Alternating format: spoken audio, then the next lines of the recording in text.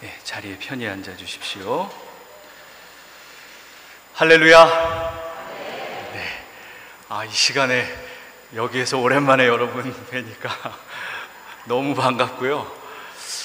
그 아담한 소성전에서 어린이들과 계속 예배를 드리다가 갑자기 3층에 올라오니까 왜 이렇게 크게 느껴지는지 모르겠습니다.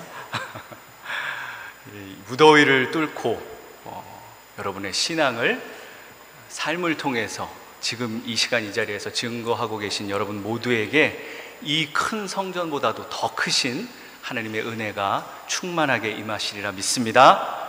아멘. 네. 성부와 성자와 성령의 이름으로 말씀드리겠습니다. 네. 올해 초입니다. 뉴스의 해외 토픽에서 아주 저의 마음을 끄는 뉴스를 보게 됐는데요. 아주 놀라운 실화였습니다. 중국 윈난성이라는 곳이 있다고 해요. 근데 거기에 살고 있는 30살의 아주 평범한 가장이었던 쉬웨이라는 분의 실화입니다.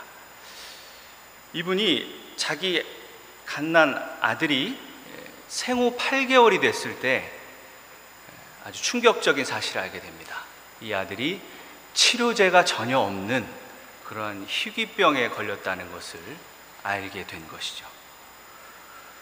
그리고 나서 그 이후로 이 쉬웨이는 자기 생업을 모두 포기하고 그 문제에 본격적으로 뛰어들게 됩니다.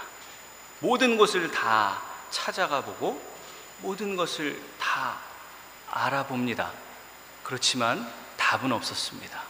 그래서 이 아버지가 놀라운 일을 시작합니다. 의학적인 지식도 전무했던 이분이 혼자 인터넷으로 그 병과 관련된 어떤 연구 논문 수백 편을 번역기를, 요즘 번역기 있잖아요. 번역기를 사용해서 계속 번역하면서 자기가 독학으로 공부를 합니다. 그리고 자기 재산을 다 팔아서 의료 장비들을 사서 집에 들여옵니다.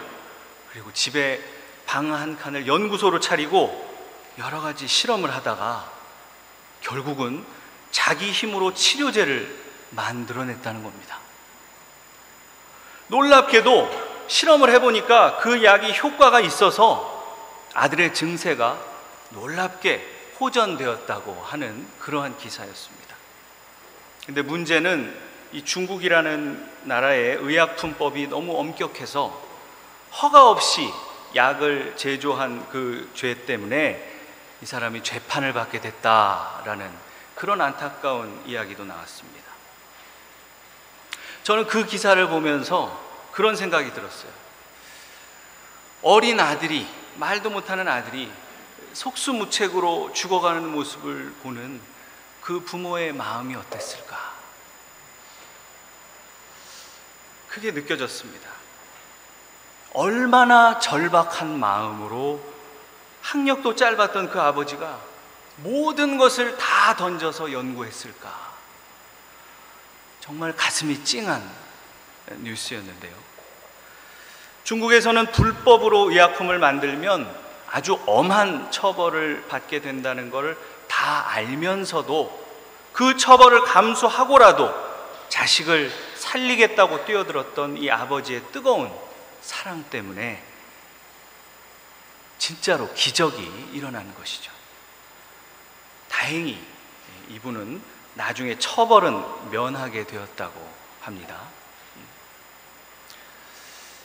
하지만 이렇게 사람의 노력에 의해서 뭔가가 이루어질 수 있다면 그나마 참 다행이겠지만 아무리 노력을 해도 해결되지 못하는 상황이라면 그 부모는 얼마나 가슴이 찢어지고 힘겨울까요?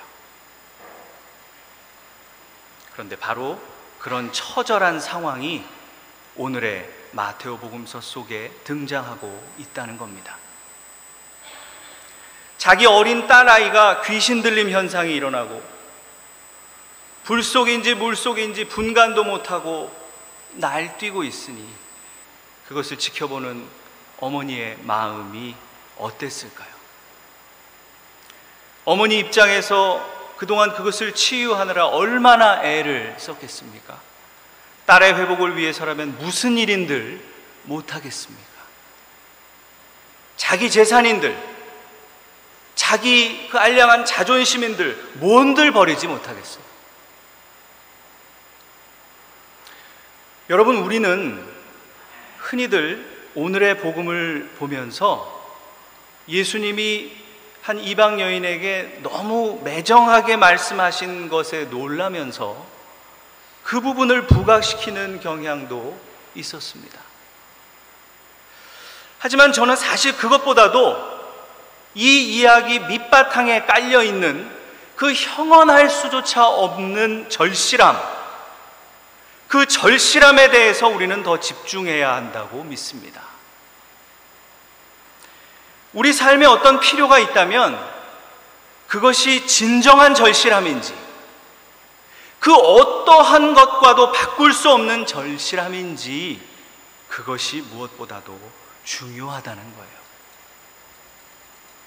그리고 또 그 절실함의 대상이 되시는 하느님이 어떤 분이신지, 얼마나 우리와는 다른 차원의 심오한 분이신지를 우리는 분명히 깨달아야 할 필요가 있다는 것입니다.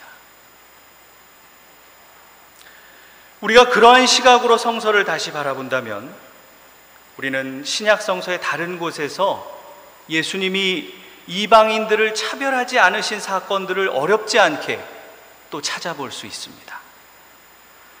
로마인 백인대장의 종을 치유하면서 그 이방인 백인대장의 믿음을 크게 칭찬하시고, 또 시카르성의 우물가에서 여인을 만나셨었죠. 한때는 이런 말씀도 하십니다.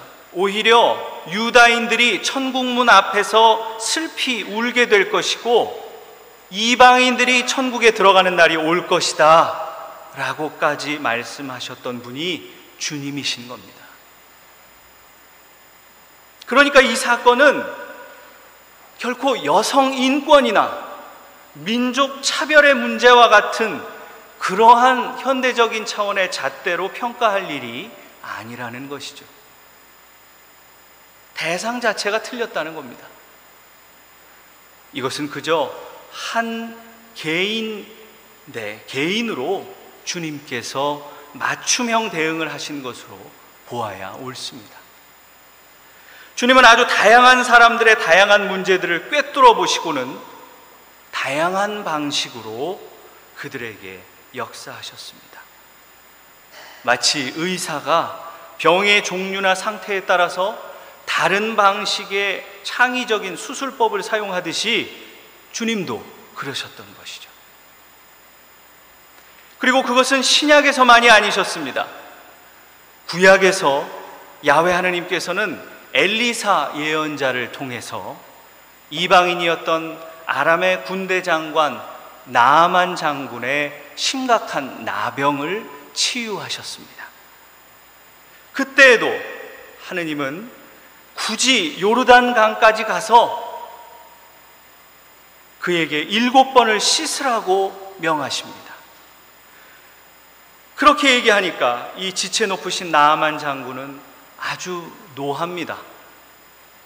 그렇게 화를 내면서 실망하죠. 엘리사가 직접 나와서 자기에게 안수하고 기도해 줘야 한다고, 그게 당연한 거라고 생각했던 겁니다. 그리고 그냥 돌아가려고 하죠. 그때 그냥 돌아갔으면 나아만 장군은 평생을 그 고통 속에서 살았어야 했을 겁니다.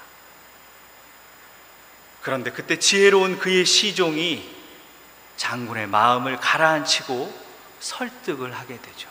그래서 나아만은 내키지는 않았지만 자기 자존심을 내려놓고 몸을 씻게 됩니다. 여러분, 하느님은 왜 그렇게 번거롭게 하셨던 것일까요? 주님께서는 나아만 장군의 피부병도 병이지만 그 안에, 그 깊은 곳에 도사리고 있는 교만의 병을 고치고자 하셨던 겁니다. 자기가 옳다고 생각하는 생각이 있다고 해도 하느님 앞에서 그것을 내려놓고 내가 아무리 옳고 합리적인 것 같아도 주님의 크고 광대하심을 저는 잘 압니다 라고 순복하는 그 마음의 자세, 주님은 그것을 원하셨던 것입니다. 그분은 우리의 유한한 육체보다도 영원하고 무한한 우리의 영혼이 더 중요하시기 때문입니다. 하늘나라의 시민이 되기 위해 합당한 우리 영혼이 준비되어야 하는 것입니다. 여러분, 그렇다면 오늘 본문에 등장하고 있는 이 이방 여인에게는 어떤 문제를 다루시려고 주님이 작정하셨던 것입니까? 주님은 이 여인이 다가올 때부터 그녀의 내면 속에 있는 그 기적을 일으킬 만한 가능성과 열정을 발견하셨다고 믿습니다. 그렇지만 그 가능성이 완전한 믿음이 되기에는 분명히 무언가 2% 부족한 부분이 있었던 것이죠. 여러분, 우리가 겉으로 보기에 멀쩡히 살아서 걸어 다닌다고 하여도요, 영적인 심장은 거의 멈춰 있는 분이 있을 수도 있습니다. 그런데 그 심장이 완전히 죽은 거는 아니에요. 그냥 뛰지 않고 잠들어 있을 뿐이죠. 적절한 충격만 주면 다시 힘차게 뛸 수 있는 건강한 영적 심장들이 많이 있다는 것입니다. 바로 이 가나안 여인의 심장도 그랬습니다. 그 안에 뜨거운 용암 같은 열정이 있었어요. 그런데 그것이 터져나오질 못하고 있는 것을 보시고 주님께서 그 화산 같은 여인의 마음을 폭발시키신 것입니다. 수천 볼트의 전류로 심장에 전기 충격을 주는 것처럼 예수님도 이 여인의 가슴에 큰 충격을 주셨습니다. 사실 전기 충격기를 함부로 사람에게 쓰면 오히려 심장이 멎어서 죽을 수도 있죠. 위험한 기계입니다. 그만큼 주님도 상당히 위험한 말씀을 하셨어요. 이런 특별한 상황이 아니었다면 엄청난 상처를 받을 만한 매몰찬 말이었습니다. 자녀들에게 줄 떡을 강아지에게 주는 것은 옳지 않다. 이게 어찌된 말입니까? 하지만 주님은 그 충격이 이 여인을 죽이는 것이 아니라 오히려 살릴 것이라는 것을 확실히 알고 계셨습니다. 여인의 흔들리는 마음을 강력한 절실함으로, 또 연약한 믿음을 바위와 같은 믿음으로 바꾸신 것입니다. 그래서 종교개혁을 했던 마르틴 루터도 일찍이 이 마테오 복음의 본문 구절을 해석하면서 주님께서 의도적으로 이 여인의 마음을 부수셨다라고 말했던 기록을 우리는 찾아볼 수 있습니다. 약 10년쯤 전부터 한국에서 충격요법의 대가로 유명해진 철학자 강신주 박사라는 분이 있습니다. 호불호가 좀 갈리는 분이시기도 한데요, 이분은 상담을 하러 온 사람들한테 그저 위로와 좋은 말만 해주시는 게 아니라 때로는 충격을 줘서 자기 자신을 찾아가게 해주는 방법을 주로 사용하는 분이기도 합니다. 그런데 여러분, 사실 우리 예수님이야말로 진정한 충격요법의 대가이셨다고 할 수 있을 겁니다. 돌려 말하지 않으시고 항상 핵심을 전공법으로, 요즘 말로 돌직구로 그렇게 말씀하셨습니다. 시카르성에서 사마리아 여인을 우물가에서 만나셨을 때에도 그 과거를 대놓고 드러내셨고, 부자 청년을 만났을 때에도 돈을 사랑하는 그 청년의 문제를 꿰뚫어 보시고 너가 가진 것을 다 팔아서 나를 따르라는 충격요법을 사용하셨던 것입니다. 여러분, 이것이 때로는 우리 주님의 방법이셨습니다. 왜 그런 방법을 택하신 겁니까? 왜 그러실 수밖에 없으셨던 것일까요? 진정한 기적은 결코 예수님이 대신해 주실 수 있는 게 아니기 때문에 그렇습니다. 무엇이 기적을 일으킵니까? 무엇이 너를 구원했다라고 하셨습니까? 너의 믿음이 너를 구원했다라고 항상 말씀하셨죠. 당사자가 의지가 없고 믿음이 없다면 기적이 일어날 수가 없는 것입니다. 그게 분명한 영적인 원리이기 때문에 항상 주님은 기적을 행하시기 전에 먼저 대상자에게 뻔히 다 아시면서도 물어보셨던 거예요. 아니, 소경에다가 거지인 사람이 원하는 게 뭐였겠어요? 당연한 거죠. 그래도 주님은 꼭 물어보셨습니다. 무엇을 원하느냐? 이렇게 물어보셔서 환자가 자기 입으로 스스로 보기를 원합니다 라고 말하게 하셨다는 것입니다. 다시 말해서 주님은 사람 안에 숨어있는 믿음과 열정을 끌어올려주는 촉진자의 역할을 해주셨던 분입니다. 이 이름 모를 가나안 여인도 가슴 속에 순간적으로 화산이 폭발하듯이 불이 확 붙으면서 절박한 심정으로 주님께 간청하게 됐습니다. 마치 물에 빠진 사람이 지푸라기라도 잡으려는 그 뜨겁고 절박한 그 마음의 에너지가 엄청난 믿음으로 승화된 것입니다. 여러분, 하느님께서 때로는 우리가 처한 상황 그 자체보다도 그 상황을 통해서 우리에게 다른 가르침을 주시거나 또 우리 내면의 문제들을 고쳐주시고자 할 때가 있습니다. 쉽지는 않지만 그렇게 하셔야만 할 때가 있는 것이죠. 그리고 때로는 그 사랑하는 자녀를 향한 뜨거운 사랑으로 찢어지는 가슴을 부여잡고 우리를 위해서 충격의 방법을 준비하실 때도 있다는 것입니다. 주님의 사랑 안에 거하시는 여러분, 오늘 여러분의 영적 심장은 어떠한 상태이십니까? 저 또한 오늘의 설교를 준비하면서 제 자신의 영적 상태를 다시금 심각하게 점검해 볼 수 있는 은혜가 있었음을 고백하게 됩니다. 말씀을 맺습니다. 우리는 오늘 복음 본문을 통해서 제자들의 냉대와 주님의 거절에도 불구하고 끝까지 믿음의 줄을 놓지 않고 예수께 부르짖었던 한 가나안 여인의 열정과 믿음을 보았습니다. 그리고 어쩌면 이 자리에 함께 하신 분 또는 방송을 통해 훗날 이 말씀을 듣게 되실 분들 중에는 지난 한 주간도 사방에서 내리누르는 것 같은 압력 때문에 온 몸과 마음이 산산조각 나는 것처럼 힘든 시간을 보내신 분들도 계실 것입니다.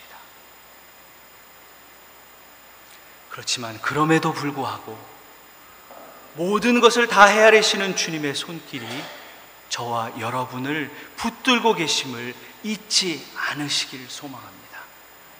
내가 다 알고 있다라고 말씀하시는 분이 계시다는 것을 절대로 잊지 마시기를 바랍니다.